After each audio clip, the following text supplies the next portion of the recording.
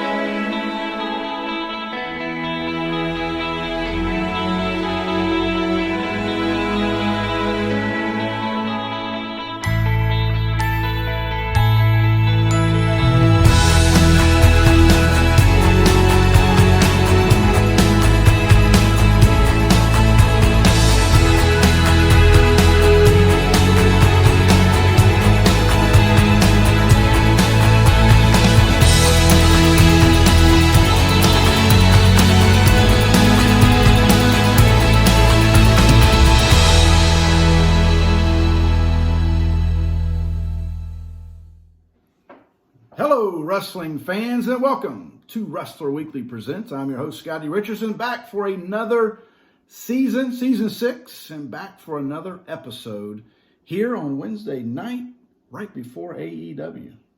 It's a great night to be here. I am Mike Leotis. We are here for your lead-in to AEW Dynamite, and we're here, speaking of AEW Dynamite, as we said, as Scottie said earlier, we are back. Yes. But somebody else is back. That's right. So, Season 5, and I'm just going to give you the inside behind the scenes. Season 5, I had programmed about 14 episodes.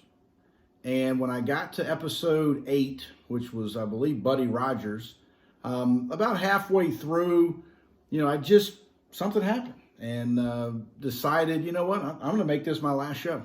And not only my last show of Season 5, but my last show of all time. So I actually built it as a series finale on that episode. But, you take time off. And sometimes I feel like the Sugar Ray Leonard of wrestling. Sugar Ray, he would retire quite a bit. Yes, he would. And then he would come back. But most boxers, look at Evander Holyfield. Yeah. No one's come back maybe more than he has. But... But no, it's always good to return to your first love. Yes. And last week we talked about first, but this week it's been the return of legends. And I'm not talking about Mike and myself. I'm talking about CM Punk. And can't you just hear the crowd?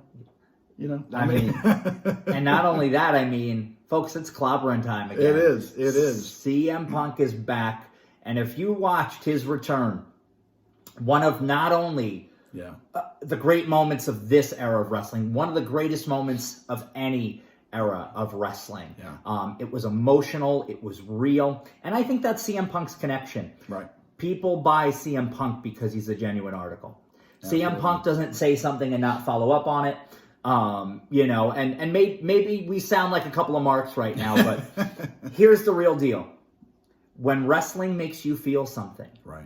And you saw the gentleman who was emotional in the stands, I don't right? mind telling you, Mike, I was emotional. Yeah, because I'm a big CM Punk fan. Yeah. And I've been wanting, and I've been, how many times have I texted you through the years and said, man, I hope he comes back tonight. Yeah. It was a Royal Rumble or what it was something, there's rumors. Yeah. There's rumors Always. he might be back. And then Yeah. You get someone that we maybe weren't expecting. But here we are, and we are going to dedicate this whole episode to CM Punk. And I've had a great time just going back, looking through my collection, with the hype. I jump into it, and I jump in, I deep dive. Yeah. Right? The LA Wrestling. If you didn't catch episode 2, you better go back and watch that one because Mike's in Portland, I'm in LA, and here we are. We're in those territories. But CM Punk. Now, this is a DVD, Mike, that goes way back. This thing, before they were stars, CM Punk and Paul Heyman says this is the guy that stands in Rob Van Dam's and Sabu's and Kurt Angle's shoes, talking about ECW at the time. But look at this, a young CM Punk DVD before they were stars, a Ring of Honor production here. Well, and we can talk a little bit about Ring of Honor here. Yeah. CM Punk had runs with IWA Mid-South that were very successful. In fact, he did a triple threat match with Eddie Guerrero and Rey Mysterio. It was before Rey Mysterio had joined WWE. He was still unmasked at that time, right after, not long after WCW had gone under. And Eddie Guerrero was on a short release from WWE due to some personal issues at the time. But they had a great match, IWA Mid-South. I think you can find that match online. But CM Punk, I first heard about CM Punk in the magazines, Pro Wrestling Illustrated. And he was doing a feud. They were building to a match. The match never happened, but was feuding with Ricky the Dragon Steamboat. That's right. In Ring of Honor. Absolutely. And you see, he had the bleach blonde hair, the shorts, the Pepsi plunge was his movie. He had the Pepsi tattoo, but he also had the Pepsi logo on his ring shorts. But for those of you who don't know, the Pepsi plunge was a move that he did before the GTS. Was a top rope pedigree. It was a pedigree off the top rope. And just some great matches he had. The 3-match series with Samoa Joe. I mean, they did a couple of Broadways during that 60-minute time limit match. They went the distance, if you're unfamiliar with the term Broadway. Some excellent matches. They had the original Summer of Punk. We had the Summer of Punk in WWE, which we're going to get to here. But the original Summer of Punk was leading up. He had announced he had signed a contract with WWE. He even signed his WWE contract on top of the Ring of Honor Championship belt. That's right. And so his last night in the company, was an emotional night. And he said, I left professional wrestling on this date because I felt that's when I left Ring of Honor, was when I left professional wrestling. Yeah, absolutely. And so, we've been able to go through some DVDs. We're going to get some magazines. And this year in this season, we've tried to showcase other things in our collection. Belts. But we got an episode coming up, might be next week, where we have programmed a show and tell time. Yes. And so we're talking about little bits of things of collections, and that'll be a great episode for my good buddy Ryan Tourget, who's up in Rhode Island. I should have Reggie look him up. Reggie will be back next week. Cage match between Reggie and Ryan coming up soon. The Chaplain versus what are we going to call Tourget? The Rhode Island. I don't know. Something or another, but watch out, Reggie. The Rhode Island Warrior. The Rhode Island Warrior, the Road Warrior. Yeah, I like it. Yeah. But I've been collecting tons of things here, and this is from 2012, Mike. This is the Night of Champions, and on the back here, in a match marked by confusion and controversy, CM Punk puts his 300-day reign. Remember, that was a big deal. 300-day reign as WWE Champion on the line against the one man who embodies the respect he's been vying for, John Cena. So what a feud those two guys would have. Great feud, great matches between Cena and Punk. And if you notice here on the cover, this event was held in Boston. As you guys know, John Cena from nearby West Newbury, Massachusetts, not far outside of Boston. CM Punk went with the New York Yankees pinstripe attire that night. This is just after CM Punk had turned heel on The Rock and Cena, and so this was a little bit of a reversal of the roles where Punk was kind of the anti-hero, and the people, the fans wanted, and now he's turned against the fans. That's right. And he pulls out all the stops here against John Cena. Yes, a controversial ending, but really, really well done. This is a Dynamite match. They also had later in 2013, a match on Monday Night Raw where Punk pulled out a pile driver. That's right. First pile driver seen in WWE in a long time. Vince McMahon was not thrilled. No, I was going to say. I doubt CM Punk cared. No. But another great one. But there's another CM Punk John Cena match that gets talked about quite a bit. Yeah, the Money in the Bank match. I mean, you're going back to, the ultimate payoff, right? I mean, the flip of the bird, right? Yeah. You got to go watch that. I mean, that was, and it really brought back the old Stone Cold Vince McMahon dynamic. That whole thing that played out back in the Attitude Era and those kinds of things that played out even afterwards. But no, you had that anti-establishment guy, right? And we all know what happened with the pipe bomb. Right? Oh yeah. I mean, those were famous things, and when you talk about the pipe bomb, I mean, this is if you don't have this one, fans, if you're a CM Punk fan, this is the big box set. In this pipe bomb there, but here he is on the back. This is a 3-disc deal here, and so this is a great one. But and I just picked up this T-shirt, Mike. There you go. That's a classic. And speaking of the pipe bomb, the reason why that promo resonates is because it was believable. Right. You believed it. Right. And today, and no disrespect to WWE, but completely scripted promos written by television writers rather than wrestlers or letting them go kind of off the cuff. This was off the cuff. It felt real. Right. And you bought it. And again, that's the appeal of CM Punk. Absolutely. It hit a nerve in the fans because he spoke of frustrations that the fans were feeling. Right. And it led to just such a great story. And, Punk with the kiss goodbye out of the Allstate Arena, formerly the Rosemont Horizon, waving goodbye to Vince. But it was a great time in wrestling, and it brought me, at a time that was, 2011 was a tough year for me personally, and being able to follow along with that story was a bright light at that point in time. Well, and it was a believable promo, but as a kid that grew up in the 70s and early 80s promos, that was right in the wheelhouse for me, because back then those promos were believable. Austin Idol and I talk about it all the time, but his feud with Kevin Sullivan in Georgia was real. Yeah. I mean, those were things being said about family members and different things that, you weren't going to hold back. And that was what put butts in the seats, right? Yeah, absolutely. And then we have I just can't say enough about All Out and, CM Punk coming out and just, we talked about it earlier, but, he's been really having matches and showcasing the younger talent. Yes. And to me, that is what it's about. Yeah. And he's wanted to come in and do that and kind of not start at the top, but let's come in, let's showcase some of these guys and let me work my way up into the company. Absolutely. Which is great to see. And again, All Out being the show that it was, top to bottom, a great pro wrestling card, a little bit of something for everybody. And so if you haven't seen this, highly recommend it. A really enjoyable show. Does not feel like 4+ hours of wrestling. It's a journey from beginning to end, because there was a couple other debuts that night. Absolutely. Well. So if you haven't seen it, we won't spoil it for you. Right. But if you have, you know what we're talking about. Fight TV, right? Yeah, Fight TV. CM Punk, though, a big part of the success. His first match back in his hometown, Chicago, Illinois. All right, and so we're going to get into some mags and some signed mags. And I picked these up a while ago, and I've showcased these a few times through the different years and seasons of Wrestler Weekly Presents. This is PWI 2011, the year in wrestling, and CM Punk this is March of 2012 magazine, but showcasing that he was Wrestler of the Year in 2011 and signed.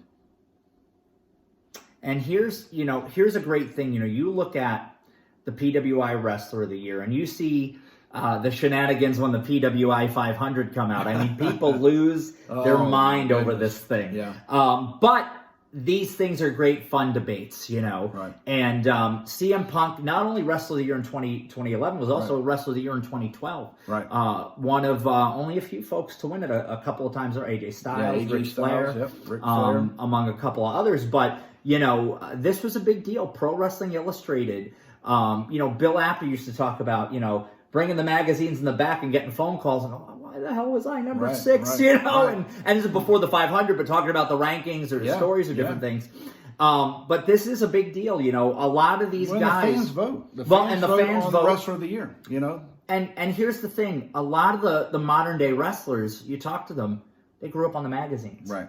And so to be named wrestler, to be on the cover of Pro Wrestling Illustrated. I remember Chris Jericho talking about he had a room in his house, had all his magazine covers that he was ever on. Wow. And he said, this was my first Pro Wrestling Illustrated cover. It's a magazine I subscribed to as a kid. Right. Yeah, and I've heard Tommy Dreamer talk about that as well. But no, Bill Apter and I, we've had many conversations where he talked about in those days when Tommy Wildfire Rich was so popular that he knew, if I put Tommy Rich on this cover, it's going to sell. Yeah. And then who can forget the great Tommy Rich, The Fans Can Go to Hell. Yeah. That was the most sold mag at the time. Yeah. Speaking of mag, Pro Wrestling Illustrated, we're going to hit you with another one here, and we're going to talk about the PWI 500. This is the 22nd annual that I'm going to show here. And it says the best in the world. This proves it. CM Punk is ranked number 1. And this is signed by CM Punk. And I'm a big fan of the belts and the belt covers. And this is a good one. This is a really good one. And it's so funny because we were talking about this the other day. And obviously that's the infamous WWE spinner belt. Right. But you think about it, I mean, this is the belt that Punk held in his reign. And we were talking about how we more equate this belt to CM Punk than John Cena because of the fact that, you know, this might not have been the best looking belt, but it kind of looked good on CM Punk. It did. There's something about it. You know, I know that this, obviously everyone talks about Cena. This is a spinner belt of Cena's. But, I mean, I'm going to show you. And maybe I'm going to make the case. Do we tell the fans now? I think we just give you a little foreshadowing of some potential good things to come with Wrestle Weekly. Yeah. Write that down. Write that down. We need to get Hawkins on that. Yeah. We need to get, where's the producer, Hawk? Write that down. But Hawk is over at Big Al's right now. I think so. Chowing down. I think so. If you love Fatback, you've got to go to Big Al's, and he's not giving us any money for this plug here. But Big Al's over in Raleigh, the best barbecue. It was darn good, wasn't it? Dang. So this is a Super Luchas magazine from Mexico. There you go. And anytime I buy from Mexico, it usually takes me about 45 days to get it in. But this always worth the wait. Always worth the wait. And December of 2011. December of 2011. Check this out. And I will tell you the story on this. The guy that had this for sale on eBay, he had maybe, I don't know, 30 of these different magazines from Mexico. And I just happened to see, so kind of picture, you know, I'm only seeing this. All right. I can see like the belt, and I can see that it's not John Cena. Okay. But it could be, you know, Alberto. I mean, who knows? Be a lot of guys. And so, but I sent a message and I said, hey, is that CM Punk? And he said, yes. I said, well, can I just buy that one? And I think I paid like $7 for this. Obviously paid more than shipping to get it here, but I just love it. I mean, anything on the belt. I'm a big CM Punk fan, and when he's got the world, and you know, I'm big on the World Championship. Yeah. You know, if you want to really get into some discussion, you can go way back in Wrestle Weekly Presents land and find a season finale of season 1. And Reggie and I, Reggie is the guest, my brother, and we go into the line of champions. Yes. The bloodlines. Yes. It's been a long time since we've had that discussion. But we trace the bloodlines of the world champions. And so here you go. CM Punk, the Mexican magazine, the Super Luchas. Well, and a great thing about this cover, obviously, you know, this shows the international appeal of pro wrestling. Yeah. You know, because you see here, there's 2 lucha stars. There's the late Perro Aguayo Jr., which is also great to have him on this cover. And L.A. Park, right? These are 2 luchadors featured, traditional Mexican luchadors. And here you go, an American wrestler on the cover of this magazine. So it shows the popularity, it shows the reach of WWE that they've had. You know, say what you want about them, but they are a juggernaut when it comes to, you know, I won't say wrestling, but, you know, entertainment, how to reach folks. Right. And CM Punk was a big part of that for a long time. Now, this is something that I had never seen in my life. Okay. This is a hardback library book. And I believe it's, let's see if stamped here. And it says, no longer property of the Denver Public Library. There you go. So I will, this is just a statement. I will go anywhere to find wrestling memorabilia. You know? And we went through the discarded books of the Denver Public Library. So and we dug out this one. Check this out. CM Punk on the cover with the belt. I mean, that's a hardback book. Well, and it's one of a series. You know, they had about 8 books that were released here, but this was geared towards kids, right? Towards a younger generation. I remember, you know, having books like this when I was a kid on like Wilt Chamberlain and Wayne Gretzky and all my heroes growing up. But you know, the only real, you know, book like this about wrestlers as a kid was generally Hulk Hogan. Right. You know, because he was that star that, you know what I mean, the rock and wrestling of the 80s, the cartoon, and you know, wrestling became very geared towards children. Yeah. But WWE still targets quite a bit of their audience. Is the younger folks. And so, again, appealing to all ages, you know, which is really cool. Well, and, you know, this has been, I mean, and we really talk about the international appeal, and it really is something because this next magazine is one from the UK. Yes. This is Power Slam. The date here, this is issue 210, going back to, looks like, here we go. February of 12. February of 12. Now, these were a taller magazine than normal, but this was a great magazine because it's all kind of the color photos. It's every page is the magazine page. So there's not like the paper, but this is all like the slick feel. But this is signed by CM Punk with the belt. Well, and the UK, especially over the years, you know, if you follow Inside the Ropes, a great pro wrestling news site, but also they do a lot of great interviews, a lot of the one-man show, or then Wrestle Talk TV over there, Power Slam magazine. So the UK has got some really, really great pro wrestling resources. They're tremendous wrestling fans, and you know, I know it's been rumored, I know not confirmed, but that you guys might be getting a SummerSlam. So to our friends in the UK, you know, we hope to see pay-per-view wrestling come back. But this is great because there's been some, again, great UK resources over the year, and Power Slam is one of them. Yeah, and this one is another to kind of tag along with that. We're going to stay. This is Fighting Spirit magazine, number 88, another one of the kind of a taller magazine. So for all of you collectors that are bag and board guys like we are, you know, they're going to be a little bit taller than normal. So just know that going in. But $3.50 on the pounds to get this magazine. Another one from 2012, it appears, Mike. Your eyes are better than mine. But again, this was one of the later T-shirts, if you're a T-shirt guy. Yeah. I know that last month in October, you know, we showcased T-shirts every day, different wrestling T-shirts. And this is a T-shirt that I actually showcased. Yes. And so there it is again. And now we have CM Punk. A little different look. Yeah. This is after he turns heel with the shaved head. And you see peak Punk here. And this was really a time where he was at his peak. Yeah. This is where he was at his most popular.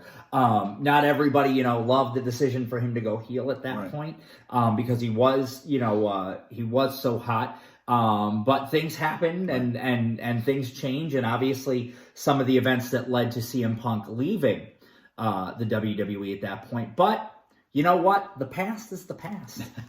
Because what goes around comes around, folks, and CM Punk is back. Right.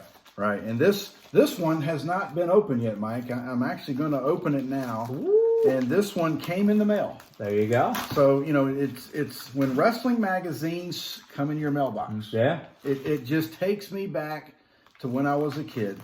And I don't know if I've ever grown up, though, Mike. Yeah. Hey, you know what? That's okay, because these are the things that make us relive those happy memories of our childhood. And well, this is another magazine from the UK, and let me get this staple out of this because this one actually comes with a little bit of a, and it's okay if this thing rips because I don't care about that. But this is a little book here, Inside the Ropes, the new generation. They're going to showcase 1993 to 96. It's a little booklet that comes. And if I venture a guess to say here, Mike, I'm not sure. I think this may be mail-in only. Yeah. Mail-in only. But I knew it was a matter of time. Now, I had been working with Too Sweet magazine out of India. And the magazine and Wrestle Weekly has the whole back cover as far as our advertising goes. And I told them, I said, look, you got to hurry up and put CM Punk on the cover of your next magazine or someone's going to beat you to it. Yeah. Well, they couldn't do it because they had just released one and, it's production. But this is October of 21, Inside the Ropes, Wrestling Magazine. This smells fantastic. I mean, just the newness of this mag. But this is the first magazine with CM Punk returning to wrestling. Here it is. And there you go, that photo from the night he came back in Chicago at the United Center. Sold out the United Center on the rumor that he might be there. It was, as they said, it was not a closely guarded secret, but it was still never confirmed before that night. Again, tremendous. I believe they cover the entire All Out card in here as well. Yeah. So a great recap of that in this magazine. But, just tremendous to see wrestling magazines coming back. Yes. Publication PWI, doing a lot of the old school covers now, bringing back the super cards. Yeah. And again, focusing on the independent wrestling scene. Yeah. Kind of back like the territory days. Yes, absolutely. And, this is Inside the Ropes is great. The new Fightful magazine, over to the guys at Fightful, Sean Ross Sapp, Jimmy Van, really, really great stuff. But it's nice to see these publications coming back. And the great thing, too, is if you like the paper magazines, you love the smell, the feel of the magazine, which we do, we're big on that. I mean, we still read through. We don't just collect the mags and they just sit on the shelf and nothing. We read through them. We go through them. Every few months I'm sitting there and I'm reading. I'm like, oh, you're reading the magazines again? My wife comes in and I say, I just, but, or you can get them digitally now as well. Now Mike, I just remembered something. I left something for this show. Huh? In the man cave. In the man cave, the vault. Can you we can keep this going for a minute. I'm going to actually leave. Okay. That's a good thing about having a co-host. I can leave and come back because Mike and I talked about this. We don't. One of the things we try to do here is we try to mess up. Yeah. Because I'm really good at messing up. Because we are one take guys. Yes. I just when you're watching a YouTube video and it's like cut, it's like maybe I want to see the cut version. Yeah. That might be more interesting than what I'm watching. Yeah. I don't know, but no, we try to do one take because the whole idea of Wrestler Weekly is that we're together. Yeah. We're fans. And we're having discussions. Yeah. I mean, if we're sitting around the living room and we're talking, or we're in the man cave, we're in the vault, we're talking about wrestling, no one's talking about, well, you messed up there. Yeah. we don't, that's not us. No. That might be someone else. And again, we don't compare ourselves with anybody. We don't really get into all that stuff. We let you figure that out. But for us, this is just who we are. Yeah. There's no fugazi here. It's the real deal. So while Scottie goes and gets the next piece, the big thing about wrestlers in general, and a guy like CM Punk or whoever you might find to be your favorite wrestlers, you feel that connection to them. I go back to Daniel Bryan 2014. I had first met my wife and said, hey, I'm into wrestling and. I would love if this would be something that we get into together. And this was right at the height of the Yes Movement and Daniel Bryan and CM Punk leaving WWE. But she was hooked and my kids were hooked, and it was incredible to be able to share that with them. And that, again, is the beauty of what we do here for Wrestler Weekly. And we speak from the heart. And speaking of speaking from the heart, Scottie, why don't you explain this wonderful piece we have here? Yeah, it's going to be a little bit of a glare, I'm sure, but the whole point here is this company, and I'll put it in the comment section, but basically a company, a little advertising company on Twitter and elsewhere, basically captured CM Punk's entire. I don't know if you can see this, but that's his entire first promo. When he came out, that debut, and someone captured every word in a perfect graphic. Yeah. And then I was able to get an AEW magnet and to put there. So I like to make these little pieces that are kind of one of a kind type pieces. But I thought I'd run and get that for you. And hopefully you've enjoyed this episode. This is one that we've wanted to do. We're big CM Punk fans, and we were texting back and forth of how special it was. My wife was trying to figure out why I was crying and why I actually stood up. I was standing. That was so. I loved it because I'm passionate about wrestling. Well, and we hope to, one of the cool things, and I guess this just shows you that CM Punk footed the bill for the ice cream bars. Absolutely. Everybody at the United Center got 15,000 ice cream bars. Right. So yes, he finally delivered on the ice cream bars. And maybe you'll have an ice cream bar or two when you decide to join us for our next episode of Wrestler Weekly. That's right. And again, follow us at Wrestler Weekly, social media, all outlets, Medium for articles. Until next time, fans, so long for now. Wrestler Weekly coming at you live. Tommy Wildfire Rich. The big debate. Old school, new school. Who cares? Wrestling Weekly, they bring you all the news.